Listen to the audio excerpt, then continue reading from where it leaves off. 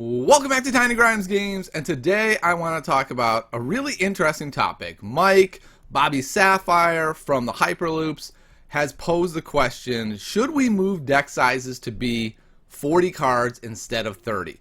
Now before I get into this, I do want to say I respect Mike's thoughts on the game a lot. He is a great Destiny player. He is a great card player from lots of games, and he seems to be a guy who really thinks carefully before just spewing out stuff. Like, if it's me who's making this assertion, I might not have thought about every single angle because I'm hot, I'm saying it in the moment. Mike's not that kind of guy, so I know that Mike has thought really, really carefully about this, and that's why I've decided to go ahead and make a video where I sort of take a look at what his thoughts are and give my opinions on it.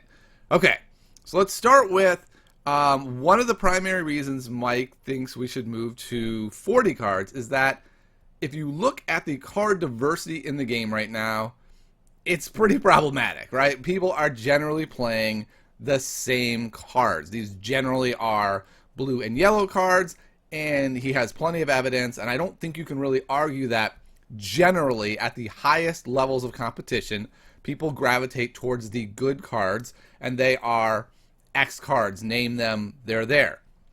So Mike's thought is, if we move to 40, yes, we'll still have those cards, but now we have 10 more slots for more card diversity. The problem I have with this assertion is not the premise. I think he's right. I think there is not a lot of card diversity, but I'm not convinced in any way that adding 10 cards will actually lead to more diversity. I think if you want to make this claim, you need to give a lot of proof for that. I think the way to do that would be for Mike to take this already really long article and make it even longer and have a segment where he goes through each archetype and what cards they would be choosing between and demonstrating how different decks might choose different cards, because my gut feeling says if you go up to 40 and you're playing a weapons deck, you now have to include more weapons, and so you are including the next best weapons, right? So just going down that list of efficient, powerful weapons. And really, if you're adding 10 cards, are you really only adding 5 because it's 2 of each? So now you're adding, say 2 of the next best weapon, maybe 4 of the next best weapons because you have to fill in 10 more cards. And then you're adding the next best removal piece. There's another 2 cards. My point being that there are always a pecking order of cards, and if we add 10 more, or really 5 more, are we just all grabbing the next 5 best cards because we need more redundancy, because now we have 40 instead of 30, and we need to be able to do the same plan that we were doing before, or modify it somehow, but still people are going to gravitate towards those cards. A place I would look at as evidence that this does happen is every card game I've ever played. A good example is Game of Thrones, where when Lannister is the top house, and at least when I was playing, actually a better example might be Targaryen. Targaryen decks would run like 50 of the same cards, and the last 10 might be different out of these 60 card decks. The point being that there just always were a set array of good cards, and those are the ones you choose from. I don't think people are magically going to play bad cards. I do agree with Mike's assertion that now there's a little bit of thought process of like, maybe I play more draw cards to get to the cards I want. That's possible, but I think it's also very likely people just put more redundancy in at those spots. If the game had more search options, I think that would be different. I think then people could feel like, okay, I'm making a choice. Do I want more search? Do I want more of this card? Maybe I need less of this card because I have search. But without these search options, I just think people have to be redundant. So I'm a little surprised that Mike, as someone who also has played a lot of card games, doesn't seem to be taking seriously this possibility that we'll just move to the next best set of cards. So that's my issue with saying that card diversity is a reason to move to 30. Again, I'm not disagreeing with him. I think there is a lack of card diversity, but I'm not sure that's the answer. The problem is I'm not sure there is a good answer, because the first answer would be design less powerful cards so that there's not this clear pecking order. But in every game I've ever played, there's always been a pecking order. So I'm not sure that's really all that reasonable of a claim, is to say, like, make all the cards be the same power level, then the game's boring anyway. So I don't know that there's a solution in there other than having a lot of archetypes be viable, making sure all three cards are viable, all three colors are viable at the same time. Red is definitely lingering behind. If red were to catch up, then maybe we would see more diversity. But I just really don't think that 40 cards magically solves this issue. That's my problem. All right, let's move on to Mike's second issue, that 30 cards is just too few if you're going to make mill be like a real viable win condition. And I can't disagree with him on that one. I've always said from the very beginning, we're going to have a meta where mill dominates, because mill has always been on the cusp, but never quite enough. And it's always seemed like every time mill gets another tool set, damage decks get even more damage. And so they have kept pace. And this is the first meta where we've seen where it's like, mill gets tons of more tools, and we've kind of pushed damage as far as we can. And so now between the removal and the mill options, mill takes over as the best. So I agree that if you were to add 10 cards to each deck, mill would have a much harder time winning. But I feel like that's a drastic decision to stop mill when we have much easier ways to do this. That would being errating cards, banning cards, releasing new cards in the future. Something as simple as like a zero cost support that says, for one, put 2 cards under your deck. Something like that, to where it's not just anti-mill. You can also, stick other good cards under your deck that you know that you would want to get to at some point.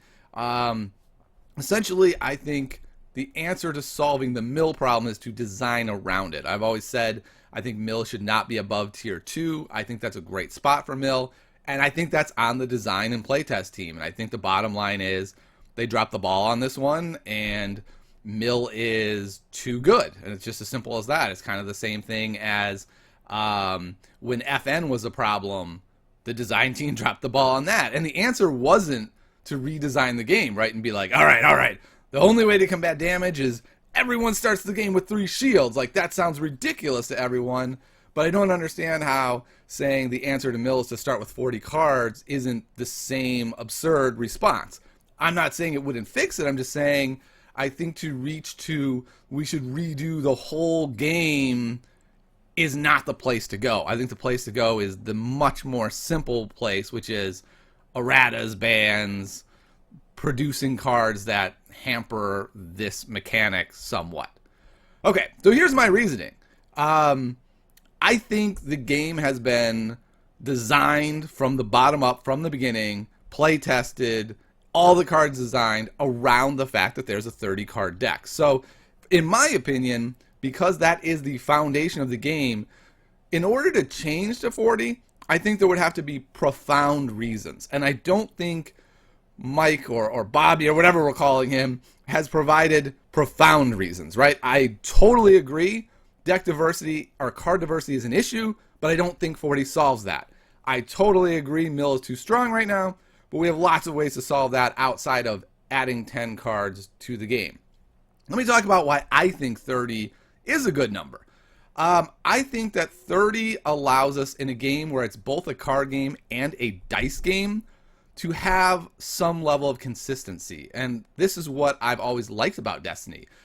In the first set, you could have 2 holocrons in your deck and build a deck around those holocrons and know, even if you whiffed with the generous mulligan system, you're probably going to find it early to mid game because there's only 30 cards. I've played a lot of games with 60 cards, and if you don't draw it in the mulligan, you're like, well, I'm out of luck here. And so it's way harder, I think, to build decks around certain cards, and I think that's really fun personally. Coming from the Star Wars CCG, where you would start the game with an array of cards that you could build your whole strategy around, I really like that approach, and that's what I love about Star Wars Destiny. And I feel like if we move to 40, it's much harder to build around a card or 2. I think at that point, you're just building around redundancy, right? You're pigeonholed more into archetypes that are like, I just need weapons, or I just need these. Stuff like Dr. Affer wanting specific droids, a holocron deck needing its droids, a deck being built around binds all things, or rally aid. These don't work as well, especially those cutesy decks that are built around I don't even remember the names of these cards, where it's like you put a card under a card, and then when you draw it again, you get it for free, and you're like, yes, I did it. Like, that becomes so much more difficult with 10 more cards. And like I said, the fact that we already have all this RNG in the dice and in the deck itself, to be able to have the smaller deck size, I feel like does a really good job of trying to mitigate that RNG to some degree. All right, so the bottom line, to summarize, I'm not saying Mike is wrong. I'm actually agreeing with all of his points. I think mill is too strong. I think there is not enough deck, card diversity. But what I'm saying is, I don't think the answer is to add 10 more cards to the deck. I think there are plenty of other ways to answer them within the design process.